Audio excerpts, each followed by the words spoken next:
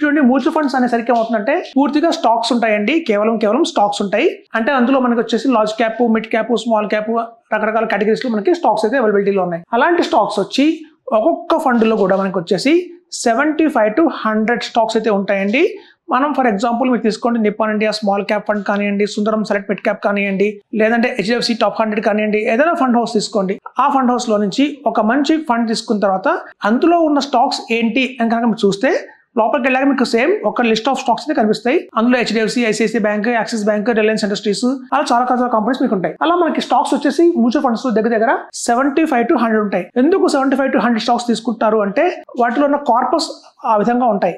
ఏదైనా తీసుకుంటే 5,000 crores, 10,000 crores అట్లా ఒక వాల్యూమ్ గా చాలా పెద్ద వాల్యూమ్ ఉంటుందండి. ఎందుకంటే మనకు ఆల్ ఓవర్ ఇండియాలో కూడా 1,000 రూపీస్ మినిమం నుంచి కూడా 1 lakh 10 lakhs తో కూడా ఇన్వెస్ట్మెంట్ చేయొచ్చు ఒక ఫండ్ లో. అలాగే SIP కూడా మినిమం 1,000 రూపీస్ నుంచి కూడా మనం చూస్తే 10,000 20,000 SIP కూడా వేయచ్చు. అట్లా ఇన్వెస్ట్ గా చాలా పబ్లిక్ మంది ఇన్వెస్ట్ చేస్తారు. కాబట్టి మనకు ఒక మంచి ఫండ్ హౌస్ లోంచి ఒక మంచి ఫండ్ అయితే ఉంది అంటే మాత్రం ఒక్కొక్క ఫండ్ లో వచ్చి మనకు 7,000, 8,000, 10,000 బియాండ్ 20,000 crores కూడా ఉంటాయి. సో అన్ని క్రోర్స్ ని డిప్లాయ్ చేయాలి కాబట్టి వాళ్ళకి దగ్గర 75 to 100 కొన్ని స్టాక్స్, కొన్ని ఫండ్స్ లో అయితే బియాండ్ 150 to 200 స్టాక్స్ కూడా ఉంటాయండి. సో అందుకని మనకి రిటర్న్స్ కూడా చూస్తే మీకు కేవలం 12%, 15%, 18% మాత్రమే వస్తుంది మ్యూచువల్ ఫండ్స్ లో.